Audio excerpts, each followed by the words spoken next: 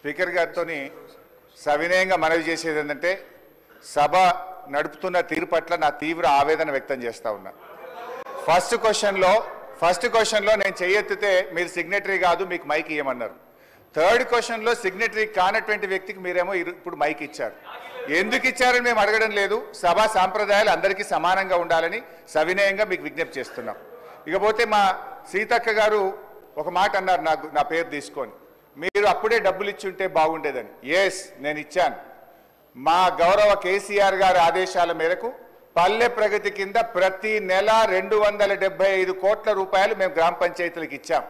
పల్లె ప్రగతి ప్రారంభమైన తర్వాత 3,300 కోట్ల రూపాయలు 3,300 కోట్ల రూపాయలు మేము గ్రామ పంచాయతీలకు ఇచ్చాం.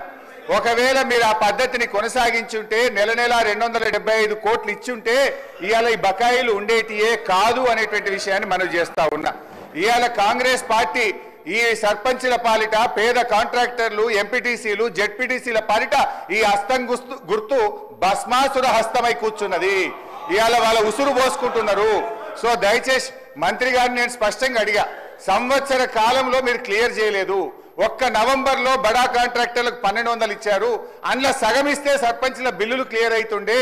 ఎప్పట్లోకి ఇస్తారో స్పష్టంగా చెప్పండి అంటే త్వరలో ఇస్తాం, చూస్తాం, చేస్తామన్నారు. ఏడాది అయినాక కూడా చూస్తాం, చేస్తామనేటువంటి మరి బాధ్యతారహితమైన సమాధానం మంత్రి గారి నుంచి వచ్చినందుకు ఈ సభ నుంచి మా తీవ్ర నిరసన తెలియజేస్తూ వాకౌట్ చేస్తున్నాం. మినిస్టర్ గారు అధ్యక్ష, గౌరవ సీనియర్ శాసనసభ్యులు హరీష్ రావు గారు మాట్లాడుతూ ప్రతి నెల 270 కోట్ల రూపాయలు రిలీజ్ చేసిన తర్వాత బకాయిలు ఉంటాయి. అధ్యక్ష, మేము డిసెంబర్లో ప్రభుత్వాన్ని ఏర్పాటు చేయడం జరిగింది. ఫిబ్రవరి మాసంలో సర్పంచ్ల పదవీ కాలం పూర్తయింది. ఒకవేళ ఉన్న ఒక నెల కాల సంబంధించిన బకాయిలు ఉంటుండే. ఆయనేమో ఒక పక్షాన 270 కోట్ల రూపాయలు ప్రతి నెల ఇచ్చాము అని చెప్పినప్పుడు బకాయిలు ఎక్కడివి అధ్యక్ష?